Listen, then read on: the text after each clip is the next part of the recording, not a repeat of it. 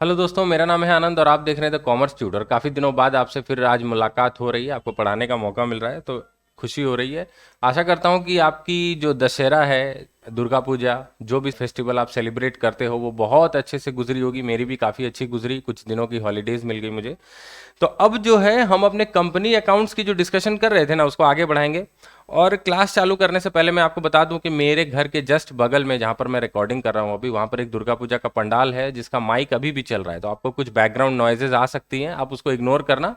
ठीक है, आप उसको इग्नोर करना और पढ़ाई में कंसंट्रेट करना। चलो, अब आज जो टॉपिक से हम डिस्कशन स्टार्ट करेंगे वो है shares issued as a discount at a discount. ठीक है, shares issued at a discount. Okay, तो shares issued at a discount का मतलब क्या? अगर किसी शेयर की फेस वैल्यू है मान लो 10 रुपए, तो वो पब्लिक को इशू की जा रही है 10 रुपए से नीचे किसी भी प्राइस पर, या तो 9 रुपए या 8 रुपए या 10 रुपए से नीचे किसी भी प्राइस पर पब्लिक को वो शेयर इशू की जा रही है। अब एक चीज याद रखना कि शेयर्स को डिस्काउंट में इशू करना जो है ना, कंपनी के लिए अलाउड नहीं है। Okay, according to section 53 of the companies act, company cannot issue shares at a discount except, क्या लिखा है, except in the case of sweat equity shares issued to employees and directors.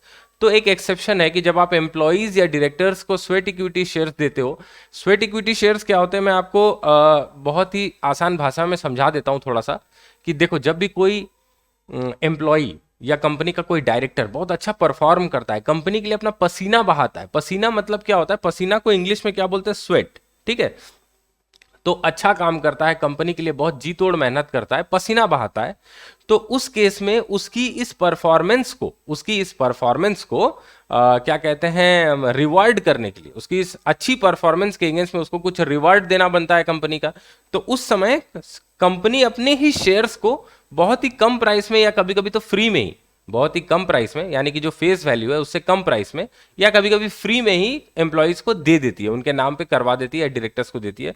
उसको बोलते हैं स्वेट इक्विटी शेयर्स। ठीक है, तो ये वाला क्योंकि कंपनी उसके प्राइस से कम अमाउंट में दे रही है, मान लो 10 रुपया शेयर का अगर प्राइस है, अगर शेयर का प्राइस है, और वो एम्प्लॉय को खुश होकर बोल रही है कि जा 5 रुपए में मेरे शेयर ले ले, तूने कंपनी के लिए बहुत अच्छा काम किया है, 5 रुपए में तू शेयर ले ले। तो एम्प्लॉय भी खुशी खुशी ले लेता है, क्योंकि कंपनी के शेयर्स की वैल्यू होती है भाई, मार्केट में बेचने जाओगे तो मिनिमम फेस वैल्यू से ज्यादा प्राइस में बिकी जाएगा।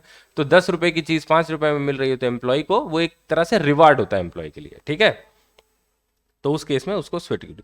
तो ये केस छोड़ के, यानी कि स्वेट इक्विटी शेयर्स का केस छोड़ के और किसी भी केस में कंपनी शेयर्स जो है वो डिस्काउंट में इशू नहीं कर सकती, कंपनीज एक्ट ने मना कर रखा है। ठीक है, तो इसलिए इससे रिलेटेड कोई सम को करने की कोई जरूरत नहीं है, क्योंकि इसका कोई प्रैक्टिकल एप्लीकेशन है ही नहीं। ठीक है ना, तो ये मेरे को बताना था आपको, मैंने आपको बता दिया। अब आगे चलो, इस चीज की डिस्कशन हमने पिछले लेक्चर में थोड़ा सा स्टार्ट किया था, shares issued at a premium, और मैंने आपको समझाया भी था। देखो यहां पर shares issued at the premium में मैंने क्या बोला था कि मान लो किसी शेयर की फेस वैल्यू है 100 रुपया, और उसका इशू प्राइस, कंपनी उसको 100 रुपए से ज्यादा भाव में मार्केट में इशू करना चाहती है। कंपनी को पता है कि मैं एक बहुत ही रिप्यूटेड कंपनी हूं भाई, मेरे शेयर्स की मार्केट में होड़ मच जाएगी अगर हम इशू करेंगे। खरीदने के लिए ना लोग क्या करेंगे, रेस लगा देंगे, कंपटीशन करेंगे कि मैं लूंगा मैं लूंगा। तो उस केस में हम अपने 100 रुपए के प्रोडक्ट को क्यों ना कुछ प्रीमियम में बेचे। ये जो हमारी कंपनी की इतनी अच्छी गुडविल है, ये जो हमारी कंपनी का इतना अच्छा रेप्यूटेशन है, क्यों ना इसको कुछ काम में लगाया जाए, कुछ शेयर्स को महंगे दामों में बेचा जाए। तो कंपनी ने तय किया कि 100 का शेयर 120 में बेचेंगे। तो ये जो 20 रुपया एक्स्ट्रा ले रही है वो क्या हो गया, वो हो गया सिक्योरिटी प्रीमियम। इसको हम बोलते हैं shares issued at a premium. Premium में शेयर्स इशू होता है। तो ये जो 20 रुपया एक्स्ट्रा आता है ना, वो शेयर कैपिटल का पार्ट नहीं होता, याद रखना। ये चीज समझना बहुत जरूरी है कि अगर आप 100 रुपए का शेयर 120 रुपए में इशू कर रहे हो, तो कैपिटल में तो 100 रुपए ही जाएगा, ये कैपिटल में जाएगा, और बाकी जो एक्स्ट्रा 20 रुपया है ना, ये सिक्योरिटीज प्रीमियम में जाएगा। ये एक अलग अकाउंट हम खोलते हैं। ठीक है, ये एक प्रॉफिट की तरह है, कैपिटल प्रॉफिट। और इस सिक्योरिटीज प्रीमियम को मैंने बोला था कि ये जो पैसा हम लेते हैं, ये किसी ना किसी कारण से तो लेते ही है ना। इसको सिर्फ आप 5 कारणों के लिए यूज कर सकते हो। 5 यूजेस हैं इसके, वो मैं दिखा देता हूं आपको। देखो, सिक्योरिटीज प्रीमियम अकाउंट में be used by the company for these 5 reasons. यहां पर 5 रीजंस है। ओके, सबसे पहले क्या लिखा है, to be issued to members of the company as fully paid bonus shares. तो पहला यूज क्या है, आप इससे बोनस शेयर्स इशू कर सकते हो। मैं यहां पर ना थोड़ा सा इसको हाईलाइट करते हुए चलता हूं। तो बोनस सिक्योरिटीज इशू कर सकते हो पहला। दूसरा, राइट ऑफ प्रिलिमिनरी एक्सपेंसेस, अगर कंपनी के फॉर्म होने के समय जो एक्सपेंसेस होते हैं ना, वो प्रिलिमिनरी एक्सपेंसेस कहलाते हैं। प्रिलिमिनरी एक्सपेंसेस क्या है, जब कंपनी की फॉर्मेशन होती है, जो प्रोमोटर्स लोग जो इनिशियल में खर्चा करते हैं memorandum of articles, memorandum of association के पीछे, आर्टिकल्स ऑफ एसोसिएशन के पीछे जो भी खर्चा वगैरह होता है, वो प्रिलिमिनरी एक्सपेंसेस होते हैं कंपनी फॉर्म करने के। तो उसको राइट ऑफ करने के लिए सिक्योरिटीज प्रीमियम आप यूज कर सकते हैं। सिक्योरिटीज प्रीमियम का जो प्रॉफिट आया, उससे आप प्रिलिमिनरी एक्सपेंसेस को एडजस्ट या राइट ऑफ कर सकते हैं। ठीक है, ये दूसरा हो गया।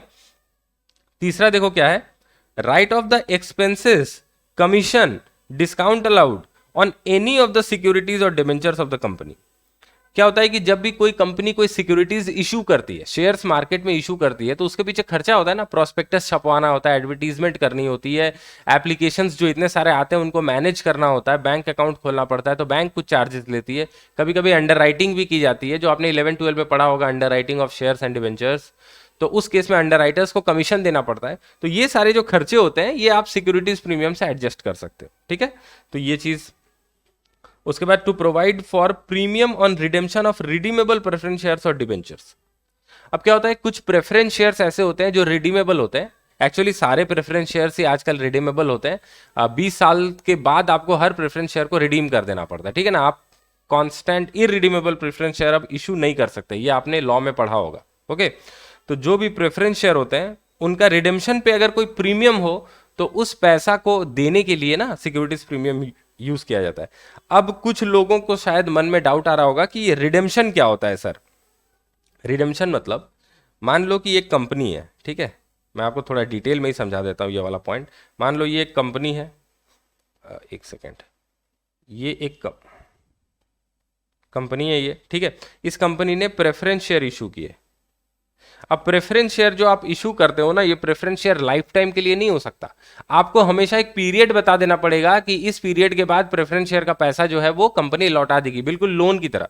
जब कंपनी लोन लेती है, तो क्या ऐसा कभी होता है कि लाइफ टाइम के लिए हमने लोन ले लिया है, इसको कभी चुकाएंगे ही नहीं, जब तक कंपनी वाइंड अप नहीं होगी तब तक लोन नहीं चुकाएंगे? ऐसा नहीं होता। लोन जब भी होता है ना, वो फिक्स्ड पीरियड के लिए होता है। तो जब भी आपका पीरियड ओवर हो जाता है, तब आपको लोन चुकाना पड़ता है। या ऐसा होता है कि आप ईएमआई में लोन्स को चुकाते हो। ठीक है, प्रेफरेंस शेयर के केस में क्या होता है, प्रेफरेंस शेयर के इशू करके जो कैपिटल, प्रेफरेंस शेयर्स को इशू करके जो कैपिटल कंपनी लेती है, इकट्ठा करती है, उसको लौटाना पड़ता है एक फिक्स्ड पीरियड के बाद। तो ये जो लौटाने का प्रोसेस होता है ना, जो पैसा कंपनी लौटाती है फिर से शेयर होल्डर्स को, उसको बोलते हैं रिडेम्पशन। ठीक है, अब कभी कभी कंपनी बोलती है कि हम जो रिडेम्पशन करेंगे प्रेफरेंस शेयर्स की, उसको प्रीमियम पे करेंगे। मान लो एक प्रेफरेंस शेयर के पीछे कंपनी ने 10 रुपए लिए हैं, एक शेयर 10 रुपए का, लेकिन कंपनी ने बोला कि इसको हम रिडेम्पशन करेंगे 10% प्रीमियम पे। ठीक है, इशू 10% प्रीमियम पे नहीं हो रहा, रिडेम्पशन की बात करें, यानी कि जब पैसा लौटाएंगे तो 10% ज्यादा लौटाएंगे। तो कितना लौटाएंगे? 11 रुपया। जब रिडेम्पशन होगी तो कंपनी कितना पैसा लौटाएगी? 11 रुपया। तो ये जो 1 रुपया एक्स्ट्रा लौटा रही है ना, ये प्रीमियम ऑन रिडेम्पशन, ये कहां से पैसे आएंगे? ये सिक्योरिटीज प्रीमियम से आप यूज कर सकते हो। ठीक है, और सेम केस है डिबेंचर्स के लिए भी, प्रेफरेंस शेयर या डिबेंचर। ओके, तो डिबेंचर्स को भी अगर आप इशू करते हो और वहां पर आप वादा करते हो कि हम रिडेम्पशन जो करेंगे वो प्रीमियम पे करेंगे, तो उसका जो प्रीमियम होगा रिडेम्पशन का, उसको आप सिक्योरिटीज प्रीमियम से एडजस्ट कर सकते हो। तो ये भी मैंने बता दिया। और for the purchase of own shares और अदर सिक्योरिटीज, अगर कंपनी मार्केट से अपने ही शेयर्स या दूसरे सिक्योरिटीज को बायबैक करना चाहती है, परचेज करना चाहती है, तो वो सिक्योरिटीज प्रीमियम में जो पैसा आया है उसको यूज करके कर सकती है। तो ये 5 यूजेस आप पढ़ लेना घर में। ठीक है, 5 यूजेस याद कर लेना, ये आपको शॉर्ट क्वेश्चंस में आ सकता है। ठीक है, चलो, तो सिक्योरिटीज प्रीमियम का कॉन्सेप्ट भी हमने समझ लिया, क्या कैसे होता है वो भी हमने समझ लिया। अब इसकी थोड़ी सी अकाउंटिंग करने के लिए एक एग्जाम्पल देखते हैं। ठीक है, यहां पर मैं लिखता हूं एग्जाम्पल, मेरे साथ साथ कॉपी में ये एग्जाम्पल लिखना। कंपनी कंपनी का नाम है क्या? XYZ limited. ठीक है, कंपनी ने इशू कितने किए? इशू किए 10,000 shares at the rate of ₹10 each. ठीक है, एट 20% प्रीमियम। क्या? 20% प्रीमियम। और वो कैसे पेबल है? पेबल एप्लीकेशन जो होगा, एप्लीकेशन में पैसा देना है, 10 रुपए का शेयर है तो एप्लीकेशन में 2 रुपए ले लेते हैं। अलॉटमेंट, अलॉटमेंट में ले लेते हैं 3+2, ठीक है। और कॉल जो है, कॉल में ले लेते हैं 5 रुपए। तो कितना हो गया देखो, 5 3 8 और 2 10 रुपए और प्लस 2 रुपया, ये जो एक्स्ट्रा मैंने लिखा है ये क्या है? ये सिक्योरिटीज प्रीमियम है। क्योंकि देखो 10 रुपए पे 20% प्रीमियम मैंने बोला है। 20% प्रीमियम 10 रुपया का कितना होगा बोलो? सीधा सीधा हिसाब है, 10 रुपए का 20% होगा 2 रुपया, ठीक है। तो 2 रुपया प्रीमियम होगा यहाँ पर। तो टोटल हम 12 रुपए कस्टमर से, सॉरी शेयर होल्डर से लेंगे, कस्टमर नहीं शेयर होल्डर से लेंगे, ठीक है ना। तो एप्लीकेशन में कितना लेंगे? 2 रुपए। अलॉटमेंट में लेंगे 3+2, 3 रुपए है नॉर्मल शेयर का फेस वैल्यू का और 2 रुपया प्रीमियम का। और कॉल में कितना लेंगे? एक ही कॉल है, final call, first and final call आप कह लो, उसमें 5 रुपया लेंगे। अब इसकी जर्नल एंट्रीज पास करनी है, ठीक है। तो चलो जर्नल एंट्रीज करते हैं।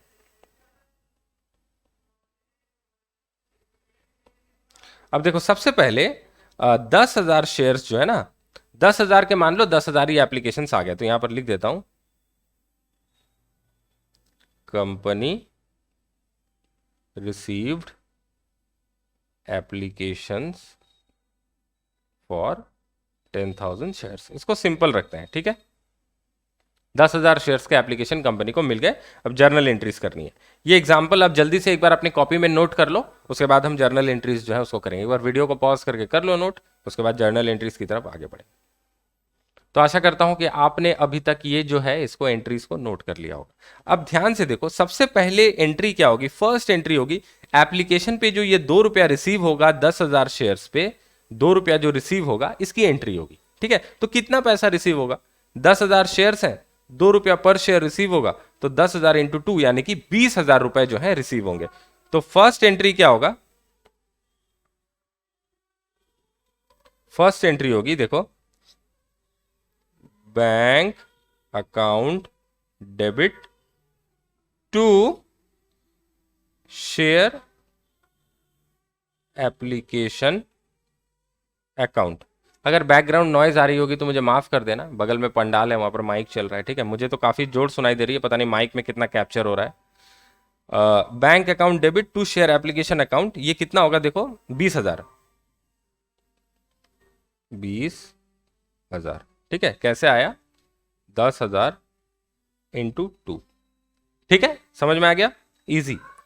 अब चलो दूसरा पॉइंट जो है उसको देखते हैं। अब देखो एप्लीकेशन का पैसा जो है वो तो रिसीव हो गया। अब इसको जब हम अलॉटमेंट करेंगे तो क्या होगा? सबसे पहले ये एप्लीकेशन का पैसा जो है शेयर कैपिटल में ट्रांसफर होगा, ठीक है ना। तो हम क्या एंट्री करेंगे?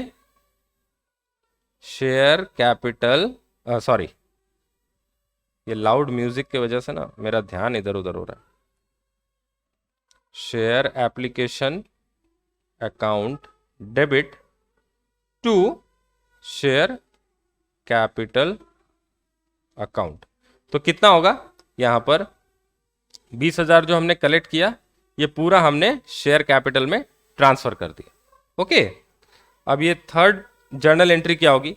ये जो हमारा अलॉटमेंट में हमको जो 3 रुपया मिलना है और 2 रुपया प्रीमियम का मिलना है, टोटल कितना मिलना है? 5 रुपया मिलना है। इसको ड्यू कराने की एंट्री पहले करेंगे, ठीक है। इसको ड्यू कराने की एंट्री पहले करेंगे।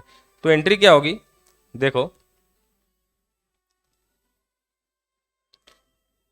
इक्विटी नहीं, share allotment account debit to share capital account और टू सिक्योरिटीज प्रीमियम अकाउंट, ठीक है। ये SEC है, ठीक है, सिक्योरिटीज प्रीमियम अकाउंट। अब शेयर अलॉटमेंट में हमको टोटल कितना पैसा मिलना है? हमको मिलना है 3+2 = 5 रुपए, ठीक है। तो हम यहां पर कितना अमाउंट लिखेंगे बताओ? शेयर अलॉटमेंट में 5 इंटू 10,000, तो यहां पर होगा 50,000। कैसे आया? 5 इंटू 10,000 शेयर पे 5 रुपए करके मिलेंगे, जिसमें 3 रुपए हमारे किसके हैं? कैपिटल के, और 2 रुपया हमारा प्रीमियम का है। तो कैपिटल का कितना है हमारा? 3 इंटू 10,000, ठीक है। तो ये हो गया 30,000। और कैपिटल का कितना है? 2 रुपया है, 2 इंटू 10,000, ये हो गया हमारा 20,000। ये पैसा हमको मिल गया है क्या अभी? नहीं, ये पैसा मिला नहीं है, ये हमने ड्यू करने की एंट्री पास की है, अब पैसा हमको मिलेगा। ठीक है ना? तो पैसा जो मिलेगा उसकी क्या एंट्री पास होगी? देखो, बैंक अकाउंट डेबिट, कितना पैसा मिलेगा? पूरा 50,000 मिलेगा, क्योंकि शेयर होल्डर्स जो पैसा हमको देंगे वो सिर्फ कैपिटल का थोड़ी ना देंगे, वो तो प्रीमियम के समेत देंगे। तो bank account debit to share allotment account. ठीक है, ये 50,000 जो है ये हमने एंट्री कर दिया। ओके, अब देखो पांचवा एंट्री क्या होगा? ये जो कॉल मनी है, ठीक है ना, कॉल में हमको कितना लेना है? एक शेयर पे 5 रुपया, तो फिर से वही 50,000, 10,000 शेयर है, 5 रुपया करके लेना है, तो 50,000 रुपया आ रहा है। तो ये जो कॉल पे 5 रुपया करके लेना है उसको ड्यू करेंगे। पहले क्या करेंगे? ड्यू करने की एंट्री। तो क्या एंट्री होगी? Share first and final call account debit to share capital account. और कितना होगा ये अमाउंट? अमाउंट होगा 50,000। कैसे आया? 5 इंटू 10,000। ठीक है, ये हो गया। और सिक्स्थ एंट्री क्या पास करेंगे? ये जो पैसा हमको मिलेगा फर्स्ट कॉल का, वो तो बैंक अकाउंट डेबिट। ये सारी चीजें तो इजी ही है, ये आपको पता ही है। To share first and final call account. ठीक है, 50,000 के 50,000 हमको मिल गए, क्योंकि यहाँ पर कोई भी कॉल सिनेरियर वगैरह का हमने बात जो है वो नहीं किया। तो ये देखो, ये था सिक्योरिटीज प्रीमियम का एग्जाम्पल। ठीक है, आशा करता हूं कि आपको समझ में आया होगा। बिल्कुल इजी है, कुछ नहीं है, बस यहां पर जो भी पैसा आपको सिक्योरिटीज प्रीमियम के तौर पे मिल रहा है उस पैसे को आपको कैपिटल में ट्रांसफर नहीं करना। देखो यहां पर शेयर अलॉटमेंट का जो हमने ड्यू किया ना, 50,000 रुपया जो मिलना था, वो जो ड्यू किया, वहां पर हमने कैपिटल में सिर्फ फेस वैल्यू वाला पार्ट जो है 30,000 वो ट्रांसफर किया। ये जो अलॉटमेंट में हमको 5 रुपया मिलना था, इसमें 3 रुपया कैपिटल का और 2 रुपया प्रीमियम का था, तो 3 रुपया हमने कैपिटल में ट्रांसफर किया, देखो 30,000, और बाकी जो 2 रुपया है पर शेयर यानी कि 20,000 रुपए, इसको हमने सिक्योरिटीज प्रीमियम अकाउंट में ट्रांसफर किया है। ठीक है, तो यहां पर अंतर है, यही चीज समझनी है। ठीक है ना, इसमें कंफ्यूज नहीं होना। ओके, और बाकी जो भी चीज जैसे होती है वैसे हमने किया है। बिल्कुल सिंपल क्वेश्चन था, कुछ भी नहीं था इसमें, सिर्फ सिक्योरिटीज प्रीमियम था। अब यहां पर आगे बढ़ेंगे। जर्नल एंट्रीज वगैरह यहाँ पर लिखी हुई हैं, वो मैंने ऑलरेडी आपको एग्जाम्पल में बता दिया।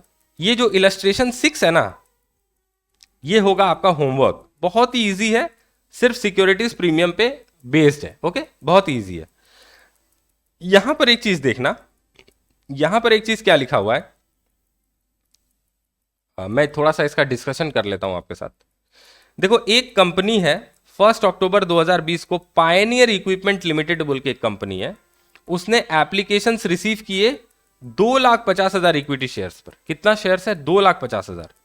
एक शेयर का प्राइस कितना है? 100 rupees each, to be issued at a premium of 25%। देखो कितना प्रीमियम बोला? 25%। आगे क्या लिखा है? एप्लीकेशन पे कितना पैसा लेंगे? 25 रुपया। ठीक है, अलॉटमेंट में कितना लेंगे? 75 रुपया लेंगे इंक्लूडिंग प्रीमियम। अब बताओ अलॉटमेंट का ब्रेकअप क्या होगा? और यहां पर देखो, balance amount on shares as and when required. यहां पर कॉल जो होगा, कितना सारा कॉल होगा, कितना अमाउंट होगा, कुछ नहीं बताया, तो आपको पता कैसे चलेगा कि कितना लेना है? तो देखो, सीधी सी एग्जांपल है, सीधी सी बात है। यहां पर टोटल एक शेयर का फेस वैल्यू कितना है? 100 रुपीज, और प्रीमियम कितना है? 25 रुपये। ठीक है, एप्लीकेशन में आप कितना पैसा ले रहे हो? 25 रुपया ले रहे हो। अलॉटमेंट में आप टोटल कितना ले रहे हो? 75 रुपया। अब 75 रुपया में आपका प्रीमियम कितना है? प्रीमियम है आपका 25%, तो 100 रुपया प्राइस है, उसका 25% प्रीमियम है, मतलब प्रीमियम कितना होगा? 25 रुपया होगा। ठीक है ना, तो 25 रुपया यहां पर लिख दिया। तो अगर 75 रुपए में 25 रुपया प्रीमियम है, तो 50 रुपया उसका फेस वैल्यू का पार्ट होगा। ठीक है, 50 रुपया फेस वैल्यू वाला पार्ट होगा। तो देखो, 100 में से आपने 25, ये जो 100 है, इस 100 में से आपने 25 और 50 जो है एप्लीकेशन और अलॉटमेंट में ले लिया, यानी कि 100 में से 75 रुपया आपने एप्लीकेशन और अलॉटमेंट में ले लिया। तो बैलेंस अमाउंट कितना बचेगा? 25 रुपया बचेगा। उसको आप अलग अलग कॉल्स में, एक कॉल में या 2 कॉल में फ्यूचर में ले लोगे, कंपनी जैसा डिसाइड करेगी वैसा ले लेगी। यहां पर सिर्फ अलॉटमेंट तक के जर्नल एंट्रीज पास करने के लिए बोला है, ये आपके लिए रहेगा होमवर्क, ये आपको होमवर्क में करना है, ठीक है। बहुत ही ईजी है, कोई इसमें हार्ड एंड फास्ट कुछ है नहीं। अब मैं आपके साथ एक एग्जाम्पल एक कॉन्सेप्ट डिस्कस करने वाला हूं, बहुत ही ध्यान से अपने कॉपी में नोट्स बनाना, ठीक है। हेडिंग दो अपनी बुक्स में, यानी कि कॉपीज में, sorry. Calls in advance, okay. अब देखो, हेडिंग तो मैंने लिखा दिया calls in advance. Calls in advance क्या चीज है? देखो, एक कंपनी जो पैसा अपने शेयर होल्डर से मांगती है ना, आपको पता है कि वो पैसा क्या करती है, अलग अलग स्टेजेस में मांगती है। पूरा पैसा कभी एक साथ नहीं मांगती जनरली, ठीक है। एप्लीकेशन में कुछ पैसा मांगती है, फिर अलॉटमेंट में मांगती है, फिर फर्स्ट कॉल, फाइनल कॉल, ऐसे मांगती है। अब मान लो कि कोई शेयर होल्डर है जिसने अलॉटमेंट के टाइम पे ही पूरा पैसा एडवांस में दे दिया, कंपनी ने मांगा नहीं पर उस शेयर होल्डर ने पैसा एडवांस में दे दिया, तो वो क्या कहलाएगा? वो कहलाएगा कॉल्स इन एडवांस। मेरी बात फिर से सुनना, एक एग्जाम्पल से समझाता हूं। एक यहां पर लिखता हूं एग्जाम्पल, ठीक है। एग्जाम्पल लिखो, A B C limited issued 10,000 shares at the rate of ₹10 each, ठीक है। अब amount was payable as follows, amount was payable as follows, ठीक है। एप्लीकेशन में मान लो ₹3, अलॉटमेंट में फिर से मान लो ₹4, और कॉल पे कितना? 4 3 7 और 3 10, तो टोटल ₹10, ठीक है। अब यहां पर क्या लिखेंगे? All shares where applied for, माने जितने सारे शेयर्स हमने इशू किए थे सबके लिए एप्लीकेशंस आ गए, ठीक है। अब यहां पर एक चीज और लिखी है, वो लिखा है mister A share hold, mister A नहीं लिखता हूं, mister x a share holder holding 200 shares paid call money during allotment, ठीक है। अब क्या हुआ, देखो ध्यान से समझो। एबीसी लिमिटेड एक कंपनी है जिसने 10,000 शेयर्स इशू किए, एक शेयर का प्राइस कितना है? ₹10। अब पैसा कैसे देना है शेयर होल्डर्स को? एप्लीकेशन पे ₹3 देना है, अलॉटमेंट में ₹4 देना है, कॉल में ₹3 देना है। कॉल में कितना देना है? ₹3, तो टोटल ऐसे ₹10 देना है, ठीक है ना। एक बार में पूरा पैसा तो कंपनी ले नहीं रही है, इन स्टेजेस में ऐसे ऐसे ले रही है। अब सारे शेयर्स के लिए एप्लीकेशंस आ गए और अलॉटमेंट भी जनरली कंपनी कर देगी, ठीक है। उसमें से क्या हुआ कि एक शेयर होल्डर था मिस्टर एक्स, उसने क्या किया, कंपनी का एक शेयर होल्डर था मिस्टर एक्स, उसने क्या किया, उसके पास 200 शेयर्स थे, उसने ये जो कॉल का पैसा था ना अपने 200 शेयर्स का, वो अलॉटमेंट मनी के साथ ही पे कर दिया कंपनी को, ठीक है। अब यहां पर एक दो चीजें ध्यान रखने की बात है कि कॉल्स इन एडवांस कंपनी तभी एक्सेप्ट कर सकती है जब उसके आर्टिकल्स ऑफ एसोसिएशन में ऐसा लिखा हुआ हो, ठीक है ना। यहां पर एक नोट लिखा देता हूं, नोट लिख लो।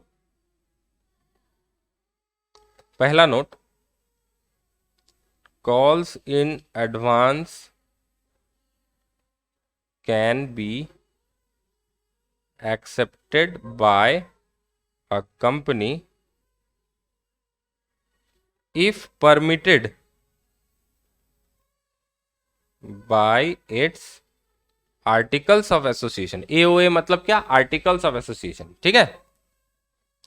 ये हो गया।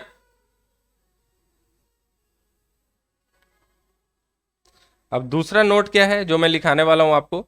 दूसरा नोट ये है कि calls in advance is a current liability for a company। अब ये क्या बोल दिया सर आपने, करंट लाइबिलिटी। ये करंट लाइबिलिटी क्यों है? ये पैसा तो अपना ही पैसा है। देखो ये नोट कर लेना, ठीक है। कॉल्स इन एडवांस को मैं करंट लाइबिलिटी क्यों बोल रहा हूं? देखो ये जो पैसा हम रिसीव कर रहे हैं शेयर होल्डर से, ये देखो ड्यू होने से पहले रिसीव कर रहे हैं। ये जो मिस्टर एक्स यहां पर है, इसके पास जो 200 शेयर्स हैं, इसने अलॉटमेंट में 4 रुपए देने थे पर शेयर, यानी कि 4 इंटू 200 कितना होता है, इसको 800 रुपए कंपनी को देने थे। लेकिन इसने क्या किया, कॉल का पैसा भी साथ में दे दिया। तो 3 इंटू 200 यानी कि 600 रुपए इसने एडवांस में एक्स्ट्रा दे दिया। टोटल इसने 800 प्लस 600 यानी कि 1400 रुपए दिए होंगे, ठीक है। तो 1400 रुपए में से कंपनी को हक बनता है, कंपनी का कितना, अभी 4 रुपए ही हक बनता है अलॉटमेंट के दौरान। तो 4 रुपए, कॉल तो अभी ड्यू हुई नहीं है, पर इस बंदे ने कॉल का पैसा पहले ही दे दिया, ठीक है, कॉल्स इन एडवांस। अब देखो कंपनी के पास पैसे आ रहे हैं, लक्ष्मी आ रही है, तो कोई ठुकराएगा तो नहीं, थोड़ी ना उस शेयर होल्डर को बोलेगा कि भाई तू अपने पैसे अभी रख, जब मैं ड्यू करूंगा ना, जब कॉल करूंगा तब पैसे देना। अरे भाई कोई शेयर होल्डर पैसा पहले दे रहा है तो कंपनी छोड़ेगी क्या, लपक के ले लेगी। आर्टिकल्स ऑफ एसोसिएशन में परमिशन चाहिए होता है। आर्टिकल्स ऑफ एसोसिएशन तो कंपनी का खुद का डॉक्यूमेंट है, उसमें डाल देगी ऐसा प्रोविजन की ठीक है, अगर कोई शेयर होल्डर पैसा एडवांस में देना चाहता है तो हम लोग एक्सेप्ट करेंगे। लेकिन पैसा अगर ड्यू डेट से पहले आपको मिल जाए, आप अपने पॉइंट ऑफ व्यू से सोचो, अगर कोई पैसा आपका अभी तक ड्यू नहीं हुआ है मिलने का, लेकिन पहले ही आपको मिल गया, तो क्या वो आपके लिए एक लायबिलिटी नहीं है? हमने अकाउंट्स के कॉन्सेप्ट डिस्कस करते समय लायबिलिटीज, एसेट्स, ये सब चीजें जब डिस्कस की थी, तब आपसे क्या कहा था, मान लो कि आपने कोई सेल अभी तक नहीं की, पर उसके अगेंस्ट में आपने ऑलरेडी कुछ एडवांस ले लिया है, तो वो एडवांस आपके लिए एक लायबिलिटी है। उसी तरह से शेयर होल्डर से ये जो पैसा 3 रुपए का, ये अभी ड्यू नहीं हुआ है, ये अभी मिलने का टाइम जो है वो आया नहीं है, ठीक है ना, कंपनी ने कॉल नहीं किया पैसा, लेकिन शेयर होल्डर ने पैसा उसको एडवांस में दे दिया। तो जब तक ये पैसा ड्यू नहीं हो जाता ना, तब तक ये जो कॉल्स इन एडवांस है, ये कंपनी के लिए करंट लायबिलिटी होगी, ठीक है ना, कंपनी के लिए एक लायबिलिटी होगी। अब जब आपके दिमाग में ये बात बैठ जाएगी ना कि कॉल्स इन एडवांस कंपनी के लिए एक लायबिलिटी है, तो तब जाके अकाउंटिंग समझने में आपको आसानी हो, ठीक है। तो चलो इसके जर्नल एंट्रीज जो है वो करते हैं, उससे आपको चीजें जो है बहुत क्लियर हो जाएंगी।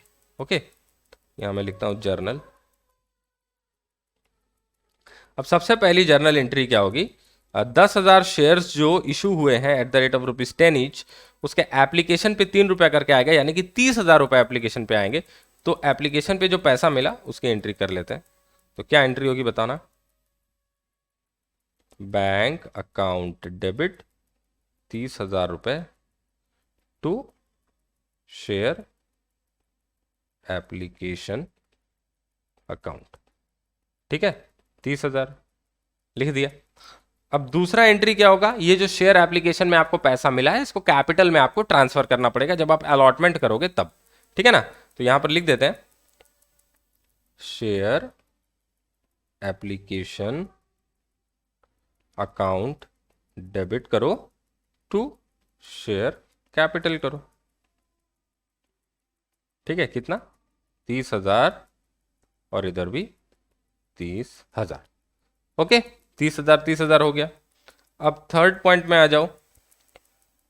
थर्ड पॉइंट में क्या बोला है, थर्ड पॉइंट में क्या एंट्री होगी, थर्ड पॉइंट में देखो हमारा जो अलॉटमेंट का पैसा जो है उसको ड्यू कराने की एंट्री कर लेते हैं। तो अलॉटमेंट में हमको कितना पैसा मिलना है, 4 रुपए, ठीक है, और कितने शेयर्स हैं, 10,000, यानी कि अलॉटमेंट में हमको कितना पैसा मिलना ड्यू है, 40,000। कोई सिक्योरिटीज प्रीमियम मैंने यहां पर रखा नहीं है, तो पूरा पैसा कैपिटल में जाएगा। ओके, तो 10,000 4 रुपए पर शेयर तो होता है 40,000 रुपए। ओके, तो यहां पर शेयर अलॉटमेंट अकाउंट डेबिट कितना 40,000 टू शेयर कैपिटल अकाउंट। ये क्या किया मैंने कि अलॉटमेंट का पैसा जो है वो ड्यू कर लिया, ठीक है। अब अलॉटमेंट का पैसा रिसीव होगा, लेकिन देखो अलॉटमेंट का जो पैसा रिसीव हो रहा है ना, उसके साथ अलॉटमेंट का जो 10,000 शेयर्स पे 10,000 शेयर्स पे जो हमको 4 रुपए करके मिलेगा, उसके साथ हमको 200 शेयर्स पे 3 रुपया एक्स्ट्रा मिल रहा है, जो मिस्टर एक्स है उसने अलॉटमेंट मनी के साथ कॉल का पैसा भी दे दिया। और मिस्टर एक्स के पास कितने शेयर्स है, 200 शेयर्स, तो 200 शेयर्स पे 3 रुपया करके हमको 600 रुपया एक्स्ट्रा मिल रहा है। कितना, 600 रुपया। तो 40,000 प्लस 600 कितना, 40,600 रुपये मिलेगा, ठीक है। इसकी वर्किंग नोट बना दूं क्या एक, यहां पर अच्छा ठीक है, यहां बना देता हूं।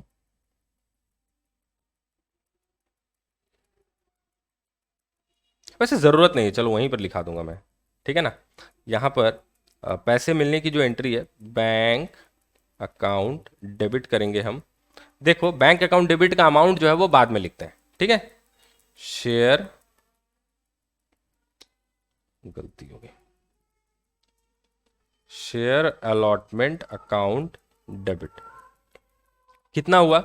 देखो बैंक अकाउंट डेबिट हुआ हमारा 40,000, और अलॉटमेंट जो है वो कितना था? 40,000। अब आप बोलोगे सर कॉल में जो पैसा मिला वो आपने तो यहाँ पर लिखा ही नहीं, सॉरी कॉल का पैसा जो एडवांस में मिल गया वो तो आपने यहाँ पर लिखा ही नहीं। लिखता हूँ, देखो कॉल्स में जो पैसा हमको एडवांस में मिल गया उसको आपको एक अलग जर्नल एंट्री में लिख के दिखाता हूँ। बैंक अकाउंट डेबिट, कितना पैसा हमको मिला बताओ? 200 शेयर्स पे कॉल मनी कितनी थी? कॉल मनी थी 3 रुपए पर शेयर, ठीक है ना। तो 200 शेयर पे 3 रुपए, यानी कि हमको 600 रुपए एक्स्ट्रा मिला। टू, क्या लिखेंगे बोलो? क्रेडिट क्या करेंगे? To first and final call करेंगे क्या? नहीं, इसको क्या करेंगे? टू कॉल्स इन एडवांस, ठीक है, 600। अब देखो मैंने कॉल्स इन एडवांस को यहां पर क्या किया है? क्रेडिट किया है, ठीक है ना। कॉल्स इन एडवांस को मैंने क्या किया है? क्रेडिट। मैंने आपको पहले ही बता दिया कि कॉल्स इन एडवांस जो है वो एक लाइबिलिटी होती है। क्या होती है? लाइबिलिटी, ठीक है। क्यों लाइबिलिटी होती है? और कौन सी लाइबिलिटी? करंट लाइबिलिटी होती है। और क्यों करंट लाइबिलिटी होती है? क्योंकि ये पैसा जो हमको मिल गया ना, ये जो बैंक अकाउंट डेबिट मैंने 600 कराया, ये जो पैसा हमको मिल गया है, ये पैसा अभी तक हमको मिलने का बात नहीं था, ये पैसा हमारा मिलना ड्यू नहीं हुआ है, लेकिन पहले ही किसी शेयर होल्डर ने हमको एडवांस में पैसा दे दिया है। अब पैसा दे रहा है तो ठुकराएंगे तो नहीं ना, उसको थोड़ी बोलेंगे कि नहीं भाई अभी पैसा ड्यू नहीं हुआ है, तू अपने पास ही रख। पैसा ले लेंगे, लेकिन अपने बुक्स में एक लाइबिलिटी बुक कर लेंगे कि देखो भाई ये पैसा जो हमने लिया है ये अभी हमारा पैसा बना नहीं है, ये दूसरे का पैसा हमारे पास रखा हुआ है। जब ये अमाउंट ड्यू होगा ना कॉल का, उस समय ये लाइबिलिटी को हमको रिवर्स करना पड़ेगा। क्या करना पड़ेगा? रिवर्स। तो ये चीज आपको समझ में आ गई। अब देखो 4 और 5 नंबर जो दो एंट्रीज मैंने लिखाई है ना आपको, ये 4 नंबर की एंट्री और 5 नंबर की, इन दोनों को आप कंबाइन कर सकते हो। कैसे? मैं यहां पर दिखा देता हूं। 4 + 5 की एंट्री को आप कंबाइन कर सकते हो, आप खुद भी जानते हो कैसे कर सकते हैं। देखो बैंक अकाउंट डेबिट होगा, यहां 40,000 और नीचे 600, तो ये होगा 40,600 टू, यहां मैंने टू नहीं लिखा था, टू शेयर अलॉटमेंट अकाउंट 40,000 और टू कॉल्स इन एडवांस जो है ये 600, ठीक है। तो या तो आप ये दोनों एंट्रीज पास कर सकते हो, क्या कहते हैं, ये एंट्री और ये एंट्री, या आप ये वाला सिंगल भी एक एंट्री पास कर सकते हो। अगर आपको समझने में कहीं पर कंफ्यूजन वगैरह रहती है तो आप ये दो अलग अलग एंट्रीज भी पास कर सकते हो सिंप्लिसिटी के लिए, ठीक है ना। कोई भी नंबर आपका कहीं भी कोई भी कटने की संभावना बिल्कुल भी नहीं, ओके, बिल्कुल भी नंबर कटने की संभावना नहीं। आप एंट्रीज जो है अलग अलग पास कर सकते हो, कंबाइन भी कर सकते हो। तो ये दोनों चीजें लिख कर मत आ जाना वैसे एग्जाम में, ठीक है ना, दोनों नहीं लिखना। या तो ये पार्ट करना 4 और 5 का जो है, या आप सिर्फ ये एक एंट्री कर देना 4 और 5। इसलिए मैंने यहां पर 4 + 5 कंबाइंड लिखा है, ठीक है। मैं लिख देता हूं 4 + 5 कंबाइंड एंट्री, ठीक है। यहां पर मैं बीच में और लिख देता हूं, और करके, ओके।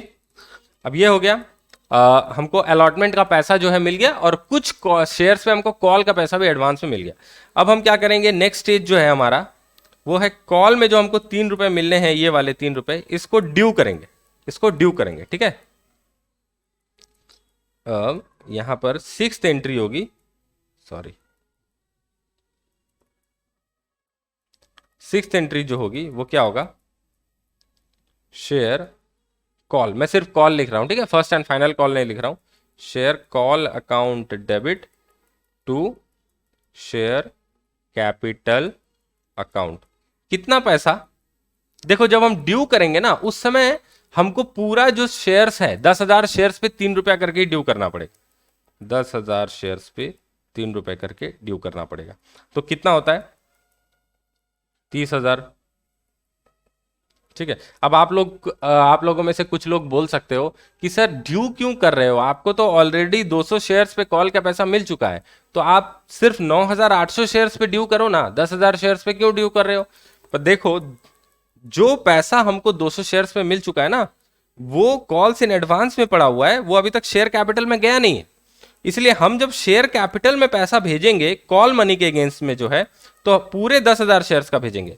हाँ, जब पैसे मिलने की एंट्री हमको होगी, पैसे मिलने की जो एंट्री होगी उसमें ये कॉल्स इन एडवांस का एडजस्टमेंट जो है वो होगा।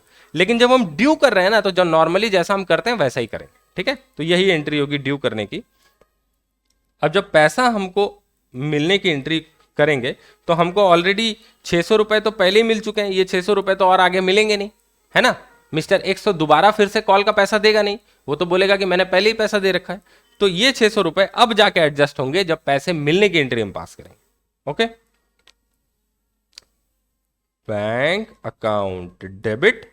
ठीक है, उसके बाद देखो यहां पर कितना पैसा मिलेगा हमको, 9,800 शेयर्स पे हमको 3 रुपया करके मिलेगा, क्योंकि मिस्टर एक्स के पास 200 शेयर्स हैं, वो तो देगा नहीं 3 रुपया करके, उसने तो पहले ही दे रखे हैं। तो बाकी जो 9,800 शेयर्स हैं उन पे हमको 3 रुपया करके मिलेगा। तो वो कितना होता है, 9,800 इंटू 3, ये हो गया 29,400। ठीक है, और यहां पर होगा टू शेयर कॉल अकाउंट। अब देखो, कॉल अकाउंट को हमने 30,000 से डेबिट किया है, तो इसको तो 30,000 से ही क्रेडिट करना पड़ेगा। तो इसको हम 30,000 से क्रेडिट कर देंगे, ये होगा 10,000 इंटू 3। ठीक है, और यहां पर बीच में जो 600 रुपया और डेबिट होना चाहिए, ये क्या होगा, ये जो लाइबिलिटी हमने, ध्यान से सुनना मेरी बात, अब अभी मेन कॉन्सेप्ट में बताने वाला हूं। ये जो पैसे हमको एडवांस में मिल गए थे, तो हमने एक लाइबिलिटी क्रिएट की थी। मैंने क्या बोला, कॉल्स इन एडवांस एक करंट लाइबिलिटी है, ठीक है ना, ये हमने एक लाइबिलिटी क्रिएट की थी। अब जब ये पैसा ड्यू हो जा रहा है, तब हम क्या करेंगे, इस लाइबिलिटी की अब हमको कोई जरूरत नहीं, हम इस लाइबिलिटी को रिवर्स कर देंगे। तो यहां पर जो है ये कॉल्स इन एडवांस अब रिवर्स हो जाएगा।